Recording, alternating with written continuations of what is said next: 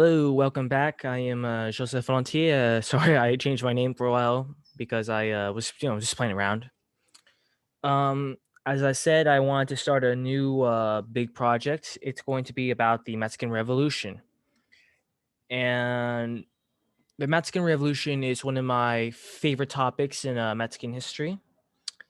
Of course, because I am Mexican and I want to know more about my heritage, but because the revolution is very complex. And unlike famous revolutions like the French Revolution or the American Revolutionary War, the revolution in Mexico it does not end in. It's very complex, and the results are very complex. Everything's complex, right? There's heroes and villains, and tragedies, and you know it's very. It's just a interesting story, and I just wanted to research about it. Today's video is going to be about Francisco Madero. He is a very powerful man in the revolution, and he's pretty much the you can say he's the protagonist in the revolution, as he helps gets things started off. Now, my title is Madero's story. He's an well-intentioned fool. I will try to argue why I believe that. I do not think he was a he in history and really the books. He's really remembered as a well-intentioned guy, as a good guy, who uh, died trying to do what's best for country. That's true, but I will argue that some of his mistakes and his downfall, it's kind of his fault. So yeah. So to start off, I want to give a little bit of context. If you didn't see my video on the Porfirian regime in Mexico, uh, Mexico at this time is held by Porfirio Diaz, the old dictator, and who at this point is really out of touch with Mexico. His regime has lasted about more than 3 decades, 30 years, and at this point, many Mexicans are kind of looking for a little bit more change and to go forward, and that includes the peasantry and also the elites who want new people to take over the state. However, Diaz's allies, other elites and investors, they're also becoming dissuaded with the old regime because it's becoming more conservative and more outdated. And at this point, Mexico is looking for much more reform and more change. And the lower classes are becoming much frustrated and mad over the loss of lands and rights to the elites, and Mexico was becoming more steered up towards change and revolt. Now, Madero is relatively unknown in Mexico because he didn't really enter politics. He actually wasn't. He was actually an elite, a reformist, and he was very rich and well established in Mexico. In fact, his family was one of the five richest families in Mexico due to their haciendas, their rich land owning status. And Madero, because of this, gets rich education in both European and American studies. He's also really very religious and spiritual. In fact, I reading about him, he actually believed or he is said to have talked to the spirit of his brother who passed away at age 5. And Madero also took inspiration from Benito Juarez, and hmm, he was a very well mannered guy. He was into very formal traditions. In fact, he was a vegetarian. I think he didn't like to eat meat. He was just like a normal, a very uh, moderate liberal guy. Yeah.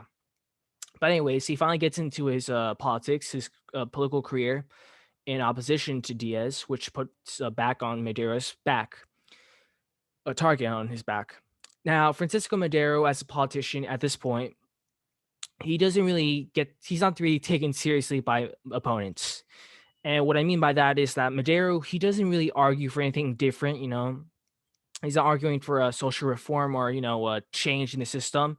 He's just saying, Diaz is very old. This system is full of corrupt officials, and it's time for change.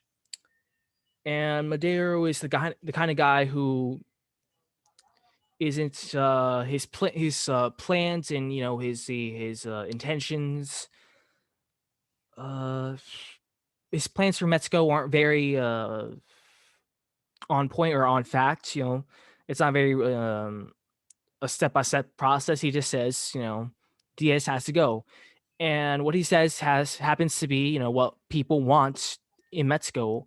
It's just that Madero is a elite, and is the first one who really starts getting the ball running on. Diaz has to go. We need change, and more different people, such as I have. People want to see change the government, and it's really Madero. What he says happens to be at the right time, at the right moment, and people start taking him a little bit more seriously. And what I mean by putting the Diaz regime, although Diaz doesn't really see Madero as a very radical guy, he does see him as a threat to his own power and social status. Now, in 1908 or 09, Diaz takes an American interview, and he kind of hints that he intends to step down. And he says he wants to let new blood take over, or in his own words, just later in 1909 when he talks to the Americans, he says, wants to Mexico to find the right guy. However, he backs out on his words, and he kind of wants to still be president. People are kind of debating why. Diaz, in my opinion, it's mainly because 1910 is the 100th anniversary of what independence of Mexico. 19, with Miguel Hidalgo. 1910 is a historic occasion in Mexico's history because it's 100 years ago. Mexico got independence, and there's a poster of Miguel Hidalgo, the guy who said, independence, Benito Juarez, and Diaz, and it's kind of figured as a continuation. However, for the other people running, mainly Madero, they kind of see this as a betrayal. And even Madero campaigns with his slogan, real suffrage, no re-election, which is kind of ironic because Diaz, in his first campaign for president, he said no re-election, but people, that's gone now. However, Diaz, of course, rigs the election, as always, and he actually arrests Madero and his supporters. However, Madero, through his contacts, is smuggled through the U.S. and declares uh, the plan of Luis Potosi, calling for revolts on November 20th. And this is big because I didn't mention it before, but in the Porfirian regime, I might add a few more parts there, but in the Porfirian regime, there were some revolts and rebellions here and there, but they weren't really on the scale at all as Madero's rebellion because many of the people who revolted were mainly not that rich, not that established. They weren't elites. They were just peasants. And they were quickly smashed by the state police and the army. However, Madero, he has the money. He comes at the right time, and his plan to Luis Potosi, it's really it's not very centralized, but you'll see. Here's the next slide. It just happens to spawn a bunch of revolts. Many revolts against Diaz begins in Mexico, and it's mainly to the north with famous leaders as Pascual Orozco, Pancho Villa, or Francisco. That's his nickname, Pancho Villa, Venustiano Carranza. And to the south, it's not really anyone except Emiliano Zapata, who I will probably be biased for him. I'll talk more about all these leaders individually, in other videos, but except Orozco, not really much there. But This is Madero's story. He calls for revolts, and all these revolts happen. However, it's key to note that Madero, he doesn't really have real control of any of these leaders. He doesn't really have control over Zapata to the south, or any of the leaders to the north. In fact, Madero, he in his actual, in an army under him, he launches an attack on, right here in the north, Agua Prieta, but it's not really that big compared to the fall of all these major cities. And Diaz's regime, he kind of he focused most of his power on the rurales, the state police, which are just bandits at this point. While the federal army, the army, the arm designed to take down actual armies in the field, they're not that good. They have a lot of good equipment, yes, but they're not very well. They're kind of well trained, I guess, but they are conscripts. Low morale. They do not want to be there, and they in the federal army at this point, it's very low. 25,000 men, I think. But yeah, also it's good to note that all these principal battles, or main battles, in the revolution, it's just mainly guerrilla warfare. There's only a few conventional battles, and I'll talk about them in this next slide. So in late May, the revolution officially starts on 1910, or whenever 1910 in November. In 1911, in late May, Diaz surrenders. Many cities, major cities, have fallen to the rebels. And in May, Villa and Orozco take the northern city of Ciudad Juarez, which is one of the few towns connected to the U.S. Zapata to the south takes Cuautla. It's also key to note that Zapata, although he's like kind of a sidelined as a major player on the battlefield, his rebellion is so close to the capital that he will always be a main threat to the regime, which one, of to any regime in the capital, if he's against them. Diaz signs the Treaty of Ciudad. Oh God, I forgot to. Damn it. Treaty of Ciudad Juarez with Madero, and he heads into exile while his vice president leaves. Also, I still plan to do a life on Porfirio Diaz, because there's a good quote he says when he leaves. I didn't write it down, but he essentially says in exile in Paris that he says Madero has unleashed a tiger. Let us see if he can tame it. And you're gonna see what he means. Madero does not immediately take the office. However, the treaty calls for a interim president. So what that means is a president who takes over office until elections can be held, and then the office officially goes to him. It's more provisional. What I'm saying. Now, this is where I start to see. I would argue there's a lot of flaws in the treaty.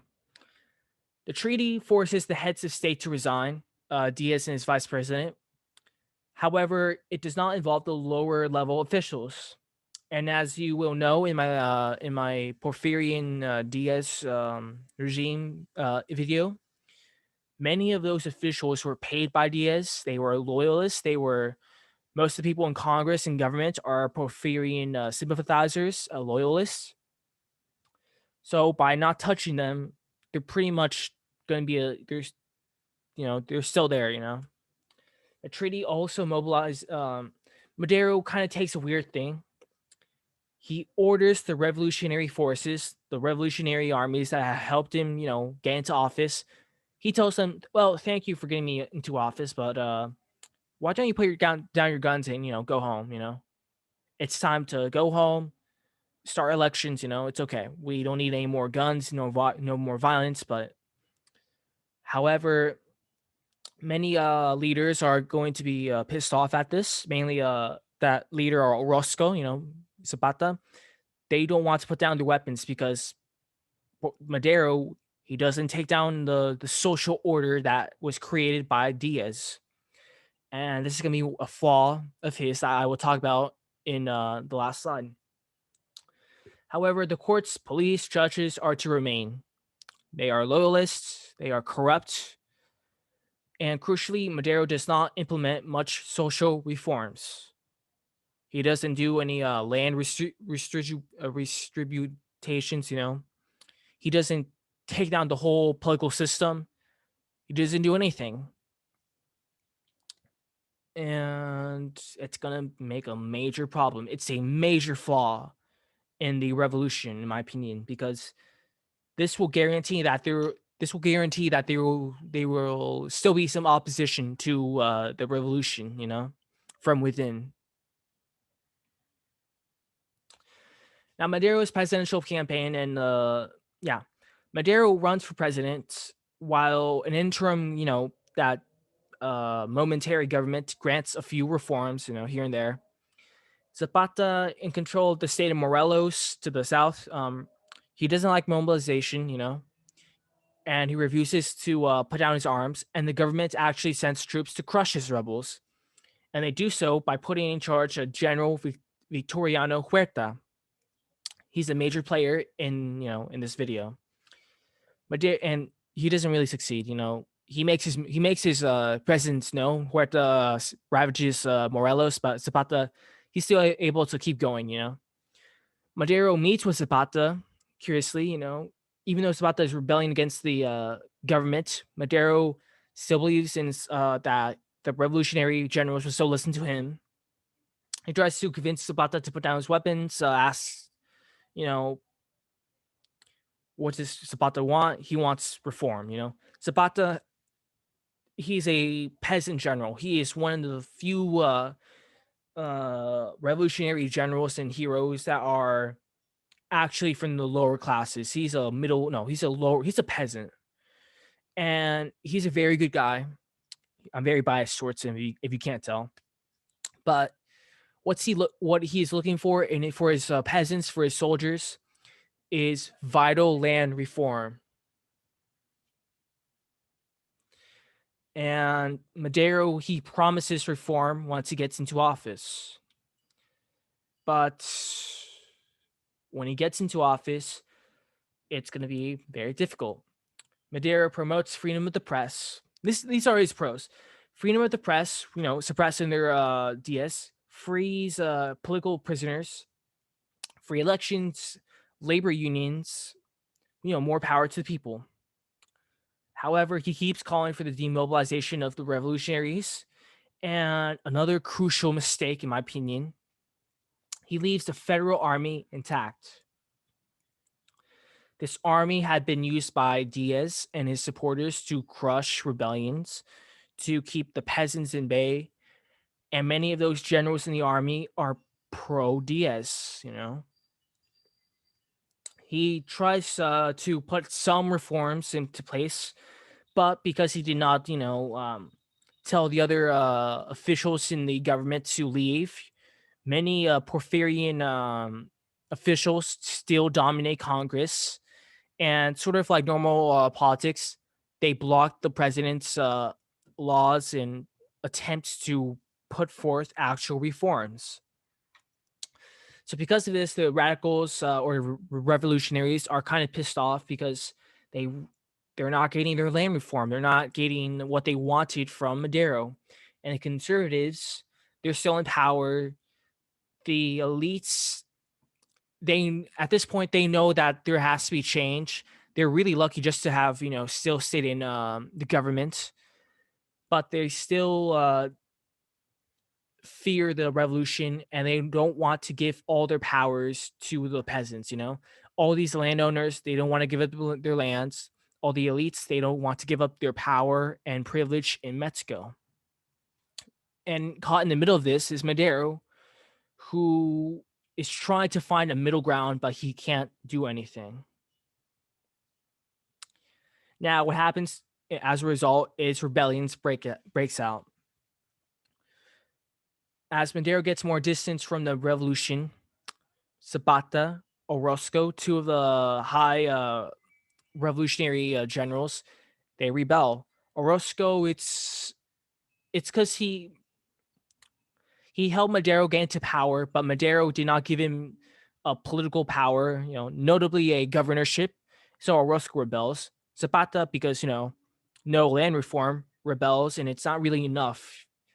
Zapata, he's a good man, but he still wants to fight for his people. So Madero is forced to fight against them. He sends General Huerta against Orozco. He crushes Orozco's rebellion. Zapata keeps surviving. However, rebellions also break out under the elites. Felix Diaz, who is the nephew of Porfirio Diaz, he rebels because, of course, he wants power. General Reyes, who was the strong general during the Porfirian regime, and really the only he was actually feared by Diaz as to being the next strong man in Mexico. He rebels, but their rebellions are crushed, and the two are thrown in prison. But this is pretty much the beginning of the end because Felix, well, Diaz, I'll call it Felix Diaz for this video. Diaz and Reyes in prison, they still managed to plot together for a rebellion in Mexico City, the capital. And this is where I want to address something in the video. During the revolution and Mexican history, the US, the Americans, are always going to be a very vital subject in their history because they always interfere. They're always a part of history in Mexican history. And the revolution, they are very notoriously involved via the ambassador to Mexico, Henry Lane Wilson. Wilson no longer trusts Madero. He doesn't like what Madero is doing. He thinks Madero is not really doing a good job. And Wilson is a man of order and progress. And because he doesn't like Madero, he actually starts beginning to discredit the government, Madero's government, to the US, saying that the American interests will be, finished. We are in danger. His government is a mess and all that. And he will play a very crucial and pretty much shameless. He'll be very shamelessly involved in what's going to happen next. So he's a scumbag, if you can't tell, in my opinion, which is true. Diaz and Reyes both, they both want to get, they want to win, of course, right? So they both want to get General Huerta, who has been, at this point, he's the main leader, who is the main general being trusted high commands by Madero. Madero, for all his faults, he trusts the wrong people. Madero trusts Huerta over and over because he helps crush all these rebellions, right? But he never suspects that Huerta, because Huerta does come from the Diaz regime as well, from the federal army, which I said is highly pro Diaz. So he trusts Huerta. So Reyes and Diaz both try to get Huerta over to their scheme, but Huerta, he's not willing to commit until he gets more, guarantees and incentives or rewards. However, Huerta does allow a fortress in the capital to be abandoned or undermanned by his by Mexican forces, and it's full of supplies. So in case of any rebellions, it's a good spot to hold up in the capital. And what's going to happen in the next days are the 10 tragic days, the fall of Madero. Diaz and Reyes, they finally hatched their plan. They are freed from prison by sympathetic soldiers and launch Federal Army soldiers. And they launch an attack on the national capital, which is like the White House in Mexico. However, it's key to note that Reyes is killed. He's actually killed in the first day, but now the head of the rebellion is now Diaz. Now Diaz, their attack on the National Palace is repelled. Diaz retreats to the abandoned fortress, and he holds up in the fortress for a very long time, most of the tragic days, and he caused confusion. Now, Huerta during this whole event, he gets command over the National Palace in the crisis because the high-ranking general General Villar, he actually was wounded during the assault, so he's out of command, and Huerta gets his place. Madero still trusts Huerta, although there's very high warning signs that by other civilians and generals and politicians about Huerta's true intentions. Now, Madero is totally oblivious to the plot. Huerta was known to be very a drunkard, and during one of his drunken rants, he just said, "Let's just go." He said something along the lines of toppling Madero and seizing power. Very, but Madero did not do anything. Madero's brother tried to warn him about Huerta, but he actually arrested Huerta. But Madero stepped in and gave Huerta his role back. But it was pretty much the wrong decision. Henry Lane Wilson, he doesn't really know about the plot, well, the good parts.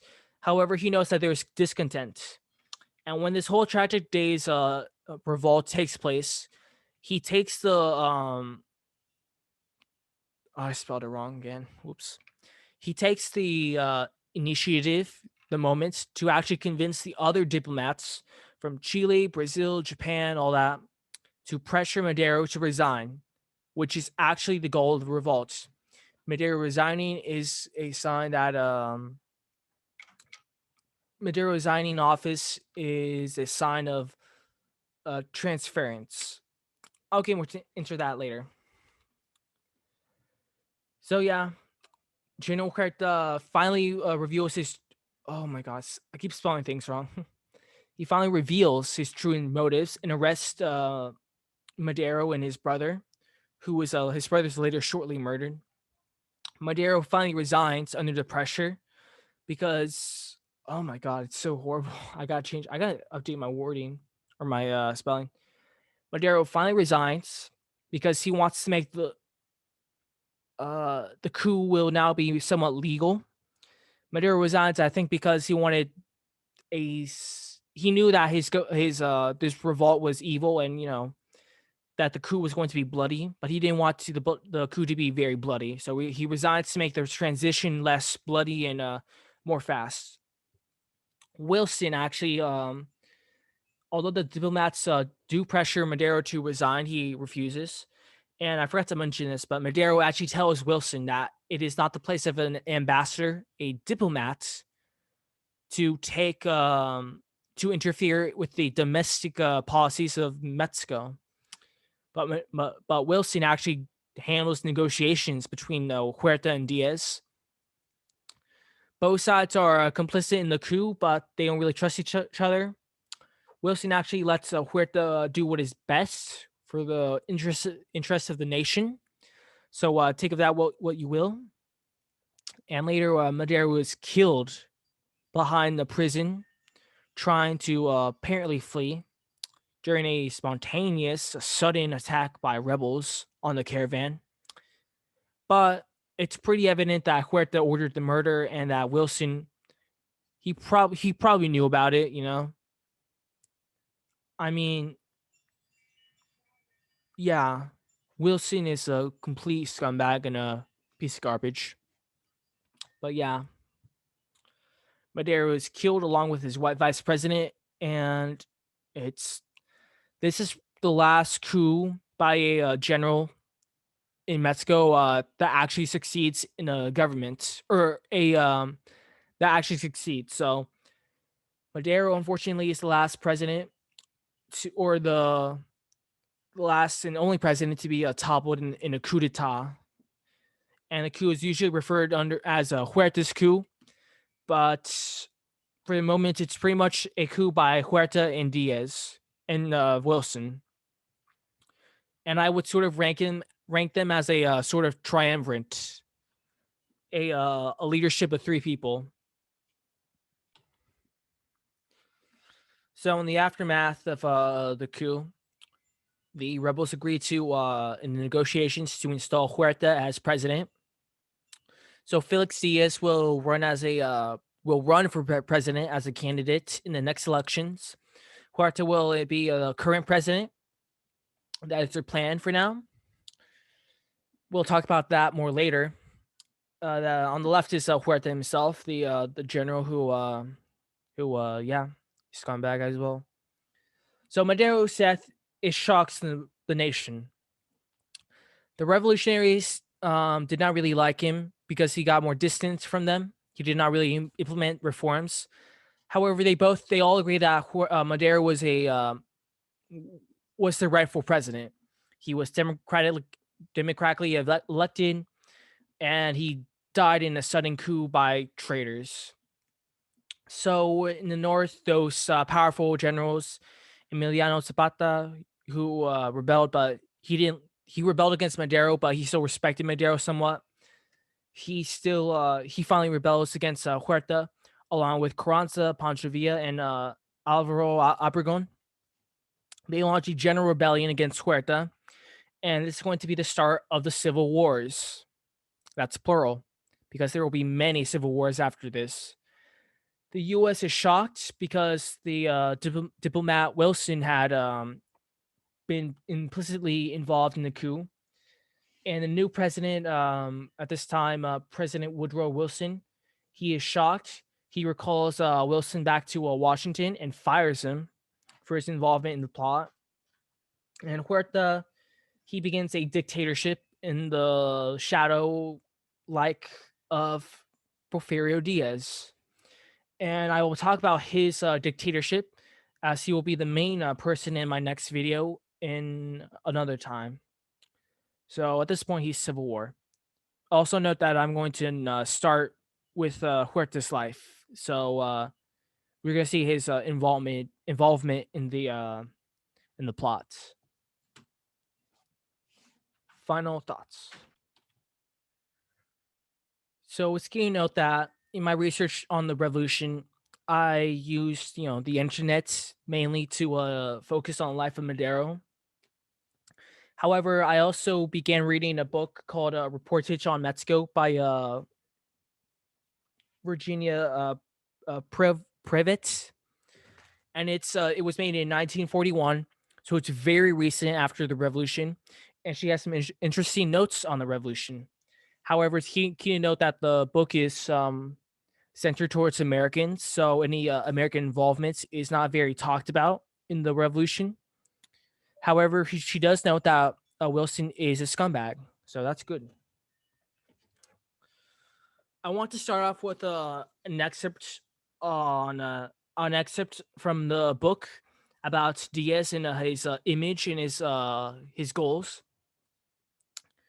Quote: Wrote Jesus Silva Herzog, who had been one of Mexico's foremost apostles of Marxism, in an article published in 1934. Senor Madero did not have a real understanding of the problems of Mexico, though he was a man of goodwill and an advanced liberal who dreamed of the miracle of democracy. When he spoke at the city of San Luis Potosi a short time before he was imprisoned, I was present and heard the speech.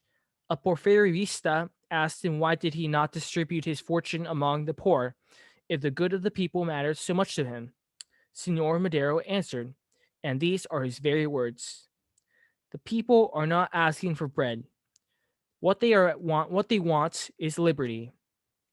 These words should be remembered in history because they reveal Madero's philosophy, surely a mistaken one. End quote. That quote really sums up what Madero was looking for. I asked myself why he did not his mistakes, such as leaving the Federal Army intact, the Porfirian sympathizers intact in the Congress, and then I realized what Madero was kind of thinking. He was trying to put Mexico its machine back into motion, trying to get democracy, trying to make democracy sort of replace these people. He wanted free elections. He wanted new leaders. However, his vision was very it was very flawed in the sense that Madero did not want to do away with the political system set up by Porfirio Diaz, and that system left intact pretty much bit him in the butt later on because the Congress blocked his reform laws, blocked his attempts to actually get things going, social reforms of the revolution. He failed. However, it can be noted that Madero he's compared to Benito Juarez as the continuation of what Juarez started, which is both right and wrong. Because remember, during the Porfirio regime, there was actually a free independent leader, Miguel Gonzalez. So Madero he wasn't the first free or independent president, but he did continue Benito Juarez's vision in the sense that he wanted real democracy in Mexico, and he wanted change in Mexico. He was however, he was an elite. He did not come into contact with the hard suppression under Diaz's regime. He did not suffer the same hardship under the rurales, the state police, unlike the peasants or the lower classes. Madero had all the money. So I'm not sure if he did what he did because he frankly didn't feel as much pain under the regime. Because, as I said, he said the right things at the right time, and he became the head of a nation because most people turned to him for guidance and support. Madero was a very he was a good man. You can say that. He was not ambitious. He did not want power for himself. To me, he seems like a genuine guy. He tried to help people. He talked with Zapata, who was rebelling against his interim president, and also against him. He tried to talk him down to demobilize and grant and promised reforms. However, you can say his sympathy to the conservatives, his pardons, his when he leaves him intact and in power to regroup and all. They took that opportunity to stab him in the back. And Madero he failed in his mission of trying to get Mexico in the right place. However, Madero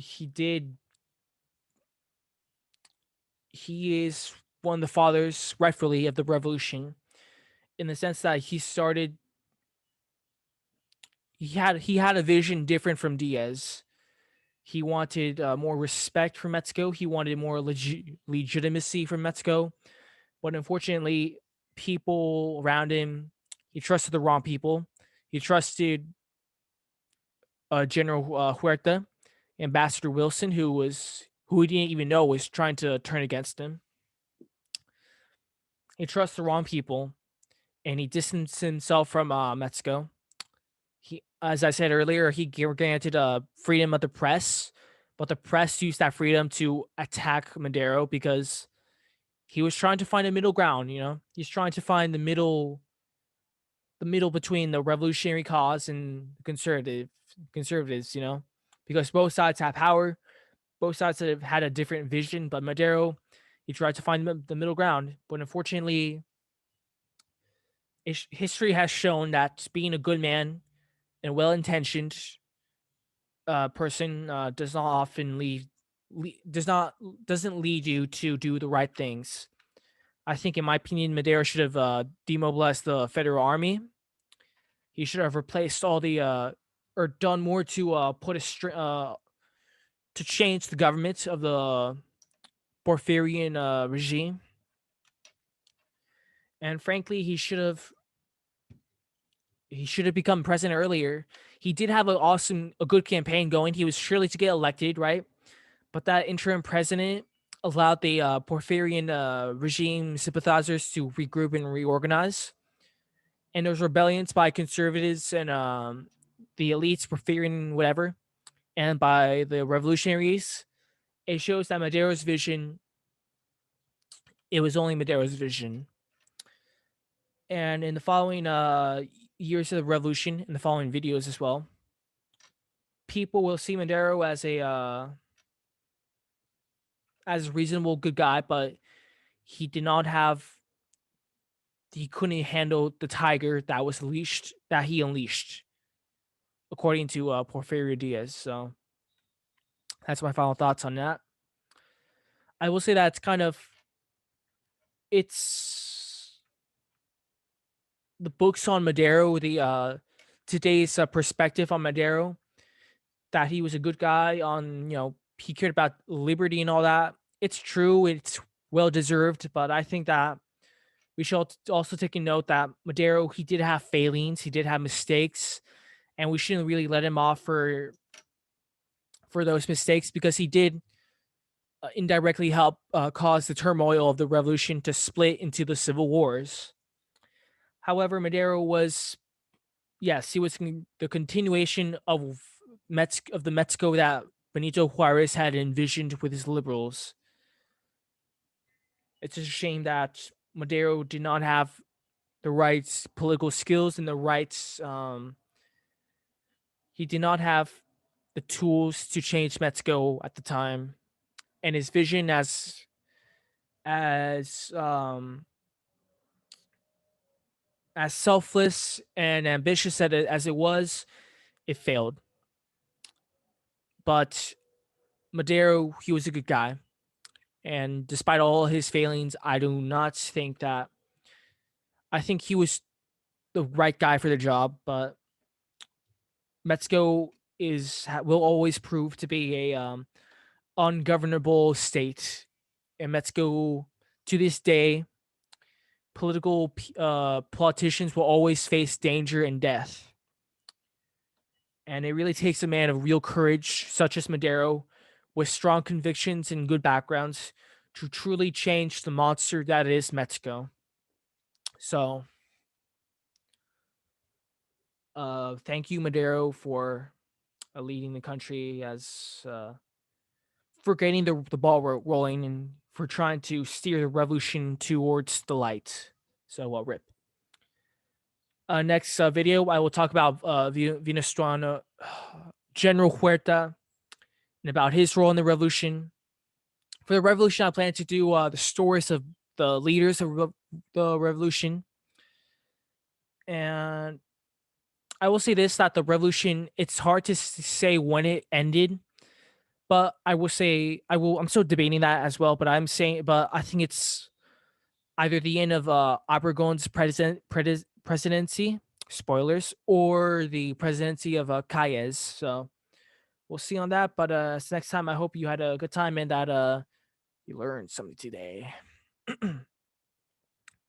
Adios. Au revoir.